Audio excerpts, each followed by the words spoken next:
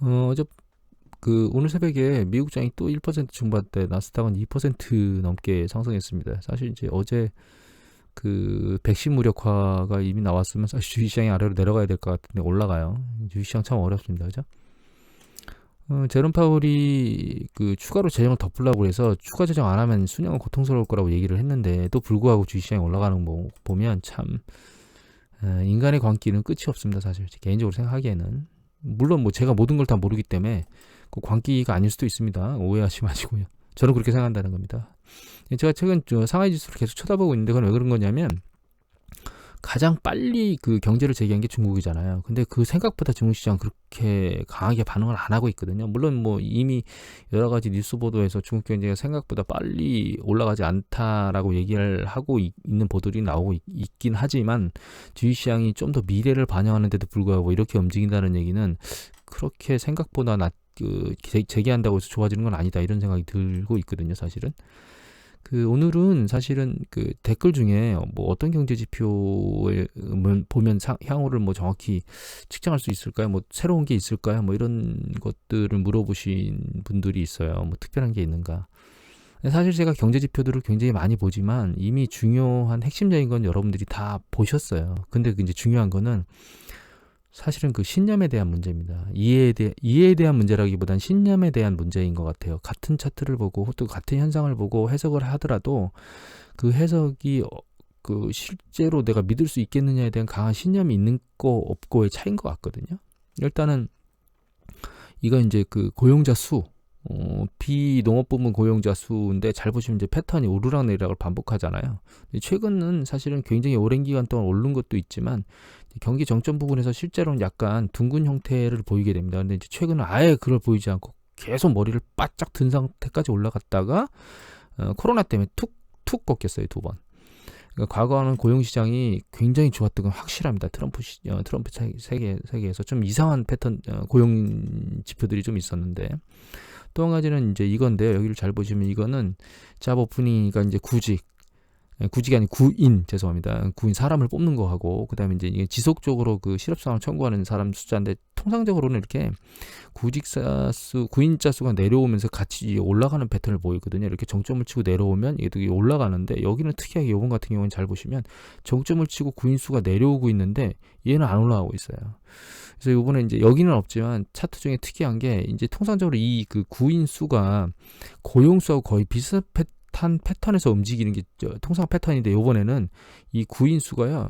이 고용수는 이 밑에 있어요. 구인수는 이 한참 위에 있고 그래서 사실 고용 시장이 굉장히 이상한 시장이었어요. 그러니까 기업들은 사람을 뽑으려고 하는데 실제로 고용되는 숫자는 그보다 훨씬 더 낮은 거예요.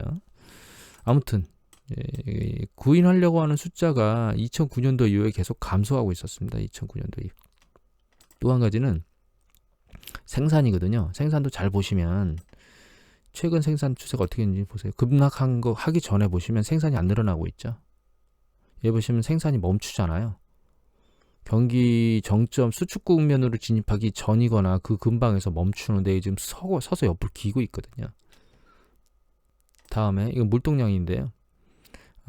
여기 이렇게 경기 수축 국면에 들어가면 이제 감소하거든요. 최근 추세를 좀 보면 이렇게 파란 게 이제 화물이고요, 빨간 게 여객이에요. 근데 이제 화물은 이미 2009년도 중반부터 하락하고 있었고 여객 같은 경우는 약간 늘어나고 있었고 이제 합계 금액도 줄고 있었습니다. 사실 이거는 북미 지역에 대한 물동량이거든요. 근데 북미 지역에 대한 물동량은 이미 여기 보시면 이렇게 2008년도 하반기, 2009년도 약간 느는 것 같더니 중반부터 다시 떨어지기 시작했거든요.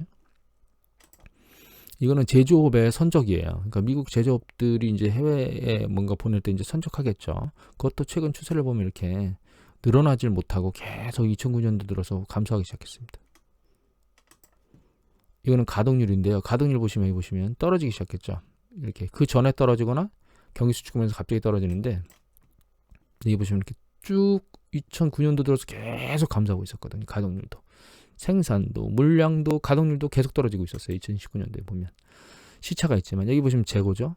가동량, 물동량 다 떨어지고 있는데도 불구하고 재고는 이게 그러니까 안 줄고 급격하게 줄질 않고 있고 옆으로 길거나 이렇게 제조업처럼 올라가고 있다는 얘기는 결론적으로 안 팔렸다는 뜻입니다. 물건이. 장사가 안 됐다는 뜻이죠. 제가 이걸 왜 보여드리냐면 마지막으로 한 번 더 보여드릴게요. 이 투자 파트인데 보시면 이제 투자가 경기 수축 국면 전에 이제 약간 수축하는 국면들을 보이죠. 예, 잘 보시면 지금은 제일 이 파란색 짙은 선으로 보이는데 이게 전체 투자고요. 네, 이거 공공하고 그 민간 다 전체 투자고 이제 이 밑에 있는 게 민간 투자인데 그 주택 부문, 요게 민간 투자인데 주택 이외의 부문이에요. 그러니까 전체 투자를 보면 전체 투자가 작년도 1분기 이후에 약간씩 줄어들어서 경기가 약간 안 좋아지고 있는 패턴을 보이고 있었습니다. 근데 민간 부분은 비거주 부분은 이렇게 떨어지고 있었는데 거주 부분이 급등하게 올라갔어요. 그러니까 이미 한번 동영상에서 거론한 적이 있는데 미국의 경제는 작년 중반 이후에 주택 시장이 다시 한번 머리를 들면서 뭔가 한번 해볼까라고 하는 것 이외에는 전체적으로 다 좋은 패턴, 그러니까 정점에서 수축 국면으로 넘어가고 있다라고 하는 느낌들이 보였어요. 이거 이외에 이제 고용하고 그다음에 소비 부분이 간당간당하고 있었거든요. 고용 부분 아직 좋았었고.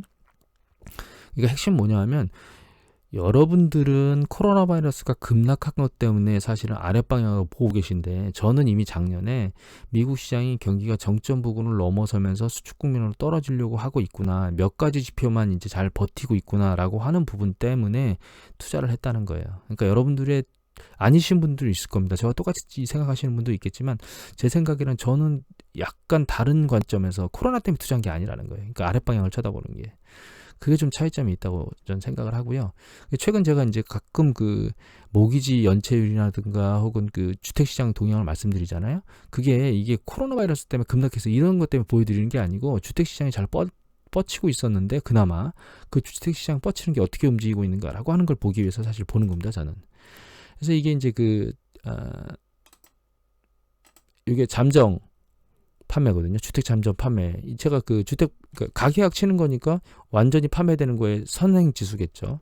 가계약 치는 게 코로나 때문에 급락했다가 다시 반등을 했는데 이 윗방향에서 다시 아트로 밀렸어요. 올라가지를 못하고. 그다음에 이제 최종적으로 판매가 보시면 이제 급락했다가 머리를 들긴 하는데 과거 추세만큼 밀고 올라가지 못하고 다시 이제 떨어지고 있어요. 이만큼의 그 거래량의 차이가 생겼다는 얘기는 크다는 거죠. 여기선 요까지 거래량 폭이고 여기선 여기가 더 많이 폭이 발생했죠, 사실은. 그래서 미국 주택시장이 안 좋아지고 있는 느낌이다라는 생각을 계속 들고 하고 있고, 그래서 결과적으로 이제 주택업자들이 얘기하는 게 작년 같은 경우는 계속 주택시장이 좋을 거라고 예상을 하고 있다가 올 초에 들어서 약간 내려왔죠. 그 다음에 어떻게 됐어요? 2월달에 더 떨어지더니 3월달에 내려왔고 코로나 때문에 4월달에 폭락했고 5월달에 들긴 들었는데 살짝 들었습니다. 확정치는 아니에요. 이건 잠정치입니다. 아무튼 이 상승 속도가 상당히 제한적이에요. 심리적 상승 속도가 주택시장이. 그래서 또 봐야 될 게 이게 이제 지불유예인데요. 지불유예 패턴인데 이게 뭔가를 눌렀습니다. 8.16%를 증가했어요. 원리금 좀 상환 좀 유예해 주세요라고 하는 거죠. 그런데 이제 문제는 이게 6% 중반대부터 좀 계속 굉장히 빠른 속도로 올라오고 있습니다. 지난주에 7.91이었는데 지금 8.16이에요.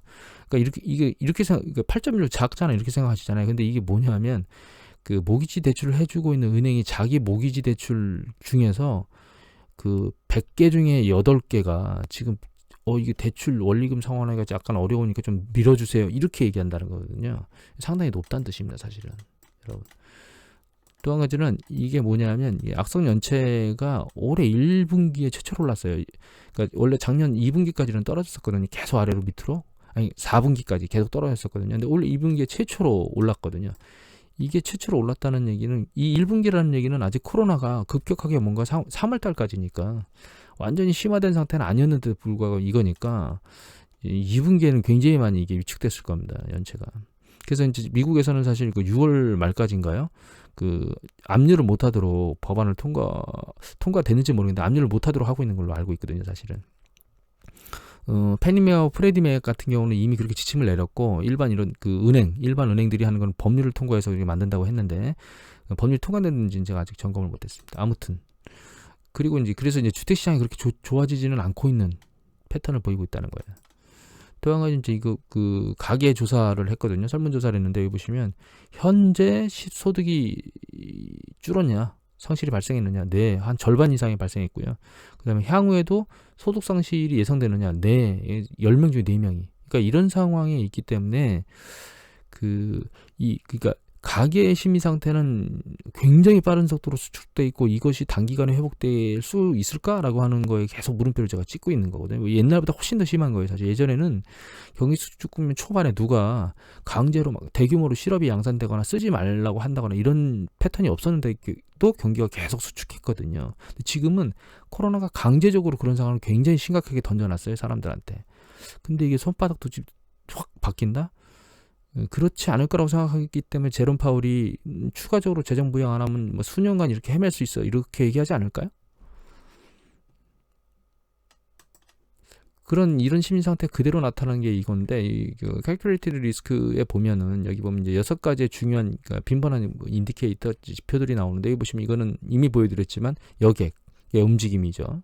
근데 이게 안 늘어나고 있어요. 지지부진합니다. 늘어나고 있긴 한데 이거는 이제 식당, 레스토랑 예약률인데 바닥에 떨어져서 이게 많이 들렸잖아요. 근데 여기 밑에 보면 검은 거 요게 현재 미국 패턴이거든요. 전체 패턴이거든요. 미국 상대적으로 굉장히 낮습니다. 이거는 극장인데 극장은 아예 바닥에 아직 붙어 있어요. 극장 파면인데 그러니까 이게 밀집된 영역이 잘 안 가는 거예요. 극장 같은 경우는 굉장히 불안하죠. 그다음에 이거 같은 경우는 이제 그 호텔 예약률인데 호텔 예약률이 20% 중반에 있어요. 이미 중국 기사에도 또 어떤 호텔은 50%, 어떤 호텔은 25%가 나왔던 걸 보셨죠? 이 회복률이 여기까지 올라가겠느냐? 저는 중국이나 미국이나 사람의 심리는 똑같거든요. 개인적으로 생각하기에는. 이게 올라가는데 제한적이라고 보고 있고요. 다만 가솔린 쪽 소비량 굉장히 빨리 늘어나고 있는데 미국 같은 경우에는 사실 차가 없으면 움직이지 못하잖아요. 그러니까 이제 출근이라든가 이런 걸 하게 되면 가솔린 소비가 늘어날 거고 이걸 또 이해할 수 있게 해주는 게 이 부분인데 이거는 이제 두 개가 있는데 요거하고 밑에 거 있잖아요.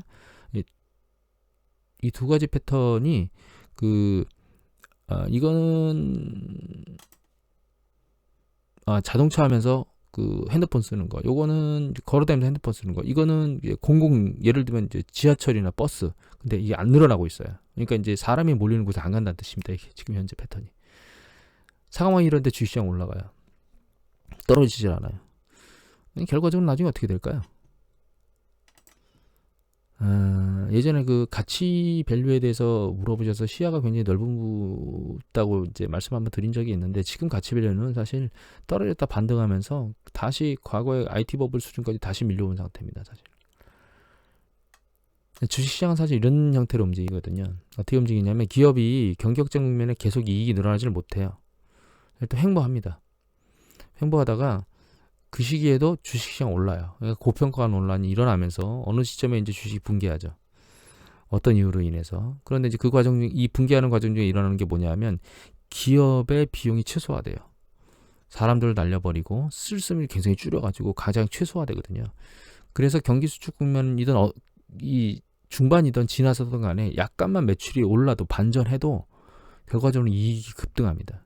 그러니까 상당히 낮은 수준으로 가치 배수가 떨어져 있는데 이익이 급등하면 빠른 속도로 제자리로 찾아가야 되겠죠. 이것도 마찬가지입니다. 지금은 이미 2분기, 3분기까지는 계속 이익이 감소할 거라고 보이고 있는데 그런 리포트들이 나오고 있는데도 불구하고 주식시장 조정이 미약하잖아요. 뭐 어떻게 될까요? 어떻게 될 거라고 생각하십니까? 제가 처음에 얘기할 때 그 얘기를 드렸잖아요. 이거는 신념의 문제예요. 신뢰의 문제예요. 예전에 한번 동영상에 이런 얘기를 드린 적이 있잖아요. 경기 수축이 계속 반복되는 거는 그만한 이유가 있기 때문입니다. 사실 모든 경기 수축 국면에서 모든 정부와 모든 연준이 그걸 방어하기 위해서 총력을 다했어요. 예전에 글로벌 금융위기 때는 총력을 다 안 했나요? 다 했죠. 문제는 경기 수축이 일정 수준 진행돼야 돼요. 이미 말씀드렸던 고용조정, 재고조정, 신용팽창 조정, 자산가치 조정이 다 이루어져야 경기 수축이 끝나는 걸 반복했거든요. 근데 그게 왜 지금은 제대로 안 되고 있느냐? 아주 단순하죠. 아직은 인간의 광기가 꺾이지 않았기 때문입니다. 아주 단순합니다. 답은. 아이작 뉴턴 말씀을 드렸잖아요. 천체의 미세한 움직임은 내가 측정해도 인간의 광기는 측정할 수 없다. 지금의 인간의 광기는 끊임없이 주식시장이 오를 거라고 하는 것에 꽂혀 있어요. 왜 그러냐? 굉장히 오랜 기간 동안 주식시장이 올라왔으며 붕괴된 기억이 사라졌거든요. 머릿속에서. 그리고 붕괴될 것 같았는데 다시 반등했죠. 그러면서 이때 떨어져서 3월 말에 있던 그 기억은 또 지워졌어요. 그리고 이 시기에 계속 누가 버냉키하고 그 제닛 옐런이 특히 버냉키가 계속 주식시장을 떠받치는 행위들을 했습니다. 밀리지 않도록. 그 행위 때문에 연준이 뭔가를 떠받칠 거라고 생각을 계속 하고 있는 거예요. 이 두 가지가. 그리고 이제 저금리, 제로금리라고 하는 저금리 세 가지라고 얘기를 해야 될까요? 광기, 물론 광기가 이제 두 가지 때문에 만들어진 거니까, 연준하고 저금리 때문에. 결과적으로 여러분들께서 제가 오를지 아니면 다른 지금 이제 시장에 맞춰서 오르는 방향으로 계속 투자하고 있는 사람이 맞을지는 시간이 지나보면 알게 됩니다. 결과적으로 어떤 것을 믿느냐에 따라서 그 결과가 최종적으로 앞으로 1년 뒤면 완전히, 아니면 수개월 뒤면 나타나겠죠, 당연히. 그것에 대한 성공한 사람이 누군지 최종적으로 결정이 나는 거는 그때 가면 알게 되겠지만, 저는 개인적으로 인간의 심리는 바뀌지 않는다고 생각합니다. 어느 영역에서든. 그래서 반복적으로 전쟁이 일어나는 거고, 그래서 반복적으로 경기순환 사이클이 일어나는 거고, 그리고 그래서 역사는 계속 되풀이된다라고 얘기하는 이유는 그 인간의 심리가 그렇게 작동하기 때문이에요. 근본적인 그 차이는 생각의 차이라고 저는 개인적으로 생각합니다. 오늘은 이것으로 마치도록 하겠습니다. 감사합니다.